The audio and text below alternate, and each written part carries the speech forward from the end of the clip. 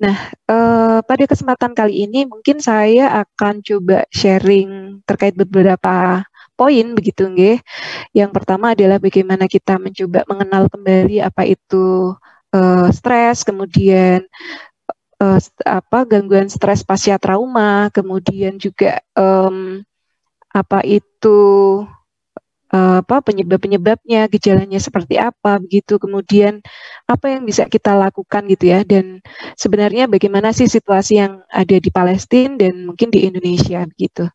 Selanjutnya nanti harapannya kita bisa mungkin di tingkat BSMI nanti ke depan kalau misalnya selama ini kan sudah banyak ini ya berkontribusi di dalam penanganan bencana baik itu di dalam negeri maupun di luar negeri. Next slide. Oke, jadi saya awali terlebih dahulu bahwa sesungguhnya kita ini adalah makhluk yang mulia ya, yang merupakan pilihan dari Allah gitu ya, di mana dengan kemuliaan yang diberikan Allah itu kita harapkan bisa menjadi hamba-hamba Allah dan juga sebagai khalifatullah gitu ya, sebagai hamba Allah yang beribadah kepada Allah dan khalifatullah. Nah, targetnya adalah kita menjadi hamba-hamba Allah yang beriman begitu ya. Namun ternyata dalam Quran surah Al-Ankabut ayat 2 Allah menegaskan bahwa ketika kita merasa atau sudah mencoba melakukan perbuatan-perbuatan baik begitu dan beriman kepada Allah, namun ternyata Allah akan menguji begitu ya. Nah, next slide. Bentuk ujian tersebut tentunya adalah berbagai macam gitu ya. Kalau menurut Syekh Ibnu Athaillah itu mengatakan paling tidak ada 4 macam begitu terkait dengan ujian. Ada kenikmatan, ketaatan, kemaksiatan dan yang terakhir adalah terkait dengan musibah gitu ya. Nah, musibah kalau dalam ilmu psikologi atau psikiatri ini bisa dikatakan sebagai suatu tantangan atau suatu problem begitu. Nah, ternyata kita sebagai manusia ini ternyata memiliki respon emosional terhadap ujian tersebut yang biasa sebenarnya kita sebut sebagai stres. Sehingga secara umum stres ini bisa menjadi suatu hal yang positif gitu ya, atau stres yang baik yaitu eustress, dan bisa menjadi stres yang negatif yaitu berdampak negatif pada kehidupan kita ya, atau disebut dengan distress gitu ya. Eustress ini sendiri sangat penting ya dalam kehidupan kita karena justru kalau kita nggak ngerasa ada kita memiliki rasa stres atau tertekan dan lain sebagainya, kadang-kadang kita malah justru lost doll gitu ya istilahnya, sehingga stres ini diperlukan untuk kemudian meningkatkan kapasitas diri kita dan lain sebagainya gitu ya.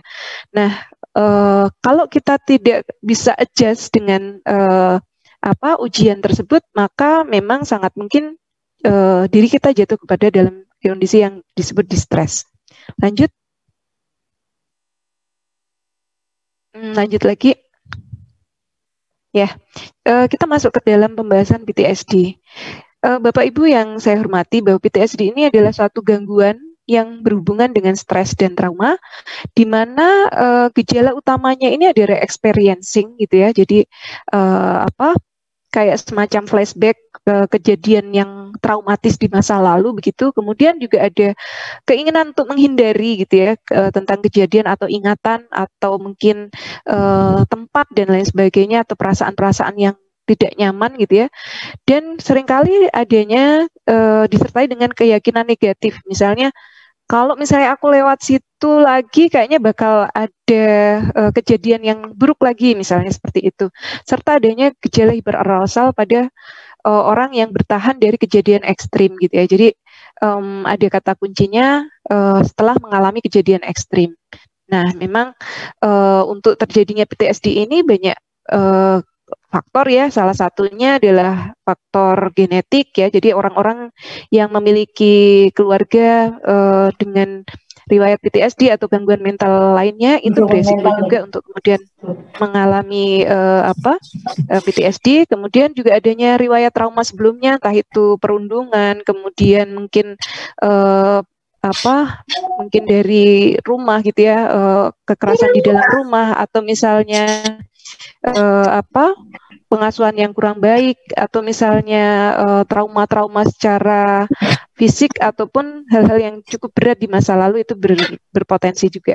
Kemudian kurangnya dukungan sosial saat seseorang ini mengalami kejadian traumatik gitu ya. Dan banyaknya atau berbagai macam jenis stresor kehidupan. Nah, kemudian untuk kejadian traumatis itu sendiri ada beberapa item. Yang pertama adalah peristiwa katastrofik, yaitu peristiwa yang mengancam kehidupan kita ya. Jadi misalnya kecelakaan yang sangat mungkin mengancam jiwa, kemudian mungkin penyakit yang akut yang dalam kondisi misalnya kalau sekarang zaman COVID seperti ini adalah misalnya posisinya diberikan sakit COVID yang manifestasinya ternyata cukup berat begitu sehingga sampai merasa bahwa sepertinya ini adalah ujung waktuku di dunia seperti itu dan lain sebagainya. Kemudian juga bencana alam, bencana sosial begitu ya, kemudian adanya peperangan, pelecehan, dan peristiwa-peristiwa lainnya yang tidak nyaman gitu ya, mau entah itu misalnya kecelakaan dan lain sebagainya. Next slide. Nah, untuk gambarannya orang yang mengalami PTSD ini adalah adanya re-experiencing gitu ya, jadi ngerasa kayak flashback gitu ya, misalnya ada terkait dengan ingatan masa lalu gitu ya, saat merasa tidak nyaman maka dia akan coba akhirnya teringat lagi gitu ya, sehingga pada akhirnya akan berusaha untuk menghindari gitu ya. Dan juga ada perasaan kekosongan emosional gitu, jadi kayak tiba-tiba kayak numb gitu ya. Kemudian adanya peningkatan hyperarousal itu, jadi emosinya juga meningkat, lebih sensitif dan lain sebagainya. Silakan next slide. Mungkin kita coba percepat ya. Gejala lainnya beraneka ragam, bisa mungkin rasa bersalah, penolakan, kemudian ketakutan, panik, agresif. Kalau dari segi kognitif mungkin misalnya adalah mudah lupa, kurang fokus seperti itu, kemudian perasaan tidak berdaya, sampai kemudian merasa kayak munculnya pikiran-pikiran terkait dengan kematian gitu ya, sampai mungkin adanya gangguan penilaian realita. Jadi kayak semacam weruh-weruhan atau kok kayaknya aku melihat bayangan-bayangan yang sebenarnya mungkin nggak ada sebenarnya gitu ya. Nah, ini kondisi-kondisi seperti itu, atau misalnya sampai mendengar sesuatu yang tidak real begitu. Kemudian juga sangat mungkin ada nightmare, kemudian tadi confused ya kalau yang disampaikan oleh Bu Abir gitu ya. Jadi merasa bingung, kayak mungkin lebih kalau saya lihat kebingungannya karena perasaan tidak berdaya gitu ya. Saya harus bagaimana dengan situasi ini gitu ya. Dalam posisi yang saya sendiri sebenarnya butuh dukungan psikologis, sementara saya juga tetap harus berfungsi sebagai seorang ibu, seorang istri, sebagai anggota masyarakat dan lain sebagainya gitu ya. Aku juga mau next slide. Oke, next slide. Ya, ini ringkasan dari apa yang tadi saya sampaikan ya. Jadi faktor resikonya ada paling tidak ada 2, kemudian kejadian trauma itu sendiri yang menjadi penyebab utamanya. Kemudian setelah terjadi trauma yang berat itu, ternyata kurang dukungan sosial dan juga mungkin ada stresor kehidupan yang lainnya gitu ya, sehingga semua itu ternyata berakibat muncul PTSD begitu ya, di mana ada gangguan dari kimiawi di otak dan juga adanya gangguan di proses berpikir begitu, sehingga muncullah gejala-gejala yang tadi sudah saya jelaskan. Next slide. Nah, ini prevalensinya ya. Jadi kalau kita lihat sebenarnya tidak terlalu banyak gitu ya. Mungkin kalau kita lihat ini adalah contoh-contoh negara yang bisa dikatakan cukup aman. Jadi bervariasi antara 1,3% sampai kalau di Irlandia Utara ini sampai 8,8%. Next slide. Nah, bagaimana kalau di Palestina gitu ya? Ini data yang didapatkan dari Eye on Palestine, ini dapat dari Dr. Prita. Terima kasih Dr. Prita untuk sharingnya. Jadi kita bisa lihat ya, ini mungkin visualisasinya kalau tadi kita dapat penjelasan audio dari Bu Abir gitu ya tentang situasi di sana. Jadi mungkin situasinya tidak pernah merasa aman dan nyaman begitu ya. Jadi harus siap kemudian tidak punya rumah, kemudian kehilangan anggota keluarga. Bahkan kalau di yang pojok kanan atas itu sampai ada 12 keluarga yang hilang gitu ya. Bukan lagi kehilangan anggota keluarga, tapi ada 12 keluarga yang hilang akibat agresi Israel ke Palestina gitu ya. Untuk yang terakhir ini. Oke, next slide.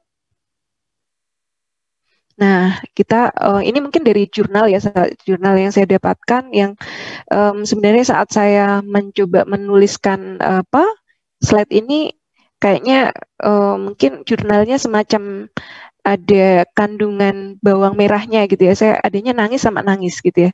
Karena kalau dilihat gitu ya dari jurnal tersebut menggambarkan bahwa kondisi layanan kesehatan di Palestina itu underreported, kemudian under-resourced, kemudian undertreated, underfunded gitu ya. Jadi benar-benar yang mungkin sangat jauh ya dari kata-kata ideal gitu ya. Kalau kita mungkin di Indonesia yang biasa bekerja di layanan kesehatan ada yang namanya akreditasi, mungkin di sana saya nggak tahu ya standarnya itu seperti apa.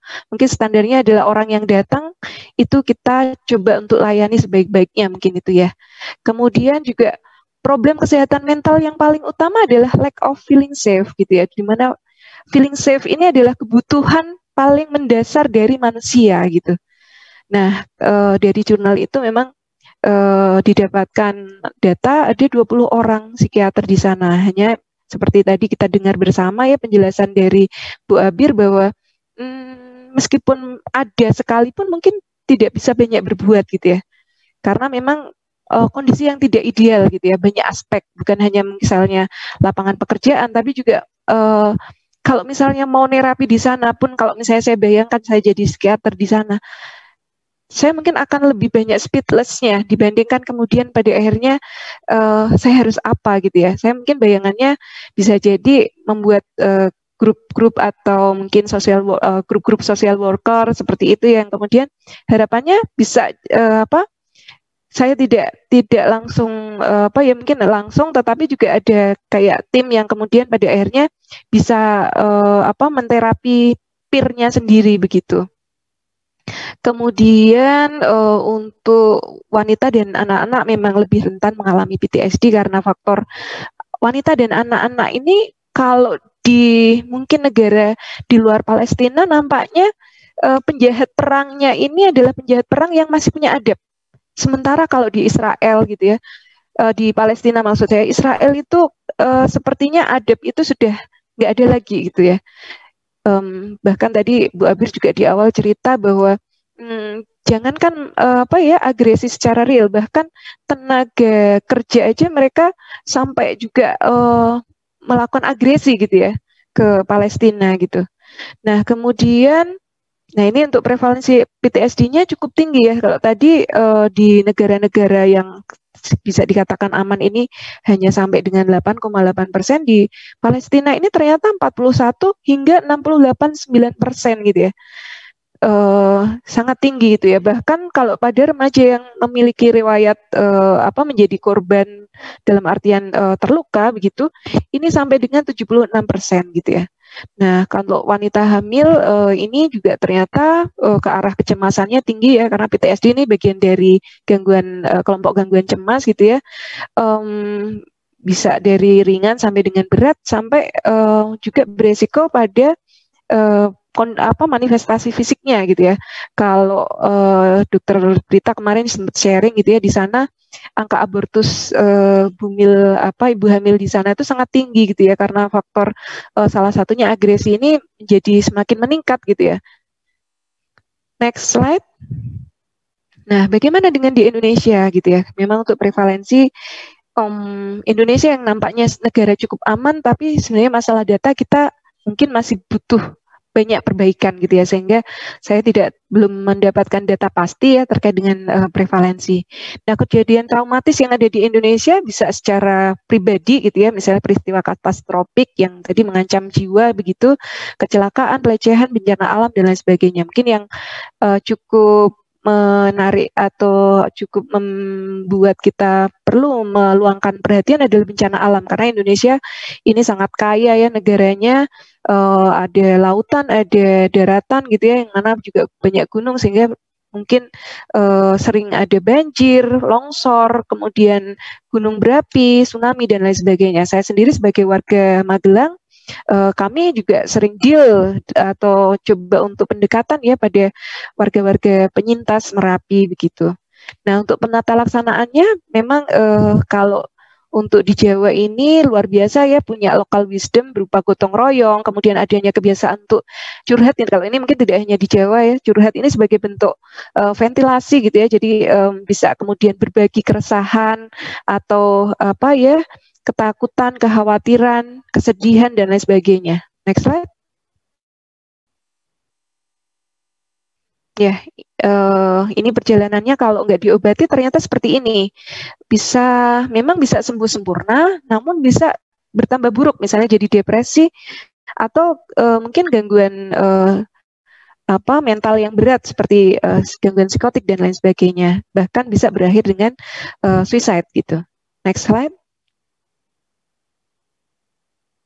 Nah, untuk tata laksananya sendiri secara normal gitu ya, saya katakan ini secara normal, memang butuh kemudian kesadaran ya bagi orang yang mengalami PTSD ini untuk kemudian decide gitu ya, memutuskan bahwa oh iya, aku memang butuh terapi begitu ya. Nah, kemudian untuk tata laksana untuk intervensinya sendiri ada farmakoterapi dan non farmakoterapi. Nah, untuk PTSD ini di psikiatri memang titik utamanya adalah psikoterapi, jadi non farmakoterapi. Farmakoterapi diberikan pada fase awal ya, di mana mungkin ada gejala kecemasan dan depresi, ini bisa diberikan, atau misalnya ada gangguan tidur dan lain sebagainya, ini bisa diberikan. Tapi yang paling utama adalah psikoterapi, di mana harapannya ada terapi kognitif dan perilaku, serta mungkin bisa diberikan juga exposure terapi, jadi kayak semacam desensitisasi. Misalnya kalau ada orang yang mengalami suatu kejadian trauma, katakanlah kecelakaan yang sangat berat gitu ya, sehingga sangat sering terngiang-ngiang gitu ya. Kadang-kadang bisa muncul mulai PTSD itu muncul onsetnya seringkali adalah 1 bulan gitu ya. Kemudian nantinya kalau secara umum bertahan hingga 6 bulan, tetapi bisa juga prolong sampai tahunan gitu ya. Nah, kalau terus-terusan nggak mau lewat jalan itu, padahal itu adalah salah satu atau satu-satunya akses, tentu akan kerepotan gitu ya. Sehingga perlu adanya namanya desensitisasi atau exposure terapi gitu ya. Next slide. Nah, ini secara umum kita bicara tentang bencana ya. Saya kira ini teman-teman di BSMI sudah sering ya mendapatkan sharing materi tentang ini ya, bahwa negara kita adalah negara yang rawan bencana alam, bencana sosial, dan juga hal-hal yang terkait dengan mungkin kejadian traumatis gitu ya. Sehingga titik tekannya di slide ini sih adalah bahwa selamatkan nyawa, cegah kecacatan, dan kesehatan tetap berjalan dengan terpenuhnya standar minimal. Jadi minimalnya ada tadi nyawa ya. Next slide. Begini mau duluan. Nah, ini adalah wilayah tanggung jawab kesehatan ya. Ini kalau hanya yang penting adalah kita tahu ya bahwa perlu kolaborasi, intinya seperti itu, baik itu dari pemerintah, masyarakat, kita di LSM, kemudian media dan lain sebagainya. Next slide. Ya, ini gambaran bagaimana sih sebetulnya organisasi klaster kesehatan. Di situ ada tim promosi kesehatan, kemudian subklaster kesehatan jiwa juga harapannya ada ya, meskipun mungkin tidak bisa selalu ideal di setiap tempat. Next slide. Oke, intervensi awal di sini kalau yang paling penting adalah menyebarluaskan informasi yang sederhana. Dan di sini ada kayak semacam reassurance ya. Jadi harapannya bahwa nantinya bisa para penyintas ini bisa mengalami pemulihan secara alamiah gitu ya. Next slide. Nah, ini yang paling penting ya. Jadi kalau misalnya kita terjun dalam program pendampingan bencana, maka harapannya tidak melabel penyintas sebagai orang yang mengalami trauma, dengan mengatakan bahwa ada program namanya intervensi trauma healing gitu ya. Kesannya jadi bahwa setiap penyintas ini mengalami trauma gitu, padahal nggak seluruhnya seperti itu.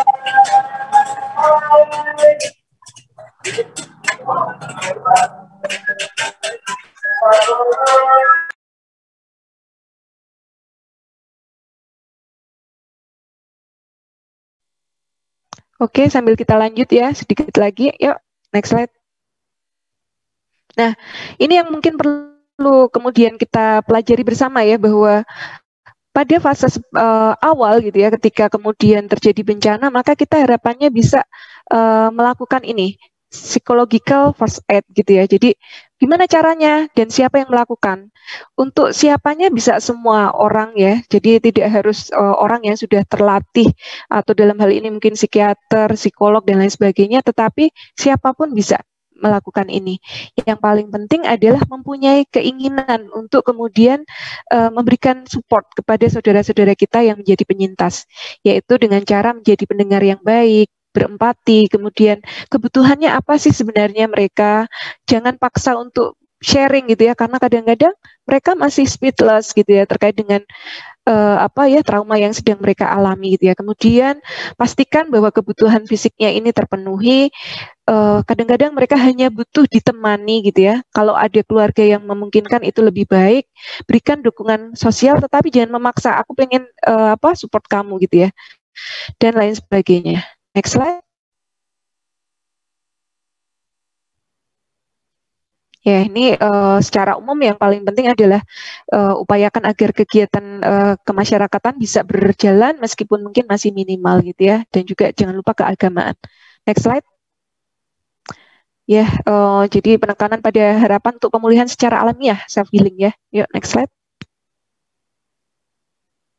Ya, ini tahapan manusia dalam menerima kesedihan. Tiap orang mungkin berbeda-beda gitu ya.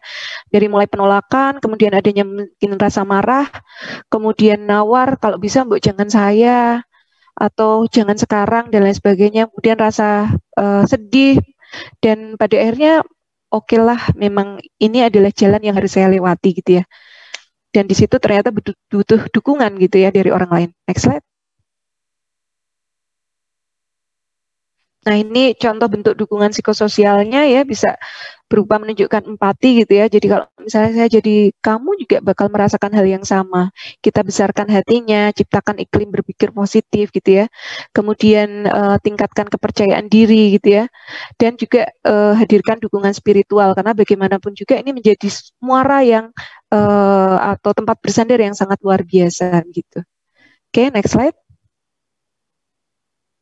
Nah, ini self healing, ini ternyata 18-75% manusia yang mengalami trauma ini mampu menyembuhkan dirinya sendiri. Caranya gimana? Kembali lagi pada bahwa manusia ini adalah makhluk yang bio, psikososio, spiritual gitu ya. Jadi mulai dari fisiknya harus lakukan PHBS ya, perilaku hidup bersih dan sehat gitu ya. Kemudian dari segi psikologisnya ini self acceptance, jadi berusaha menerima bahwa oke, ini adalah suatu takdir yang diberikan Allah kepada saya, maka saya akan berusaha untuk deal gitu ya, adjust dengan kondisi yang ada. Kemudian memaafkan diri sendiri gitu ya. Jadi mencoba untuk bahwa ini bukan karena saya misalnya kenapa-napa gitu ya. Ini memang adalah suatu hal yang terjadi gitu ya. Kemudian selanjutnya adalah lakukan hal positif, kemudian juga sharing dengan orang lain, lakukan ibadah, perbanyak ibadah dan doa. Next slide. Oke ya, ini secara umum tadi ya penjelasan dari 4 intervensinya untuk tingkat pribadi gitu ya.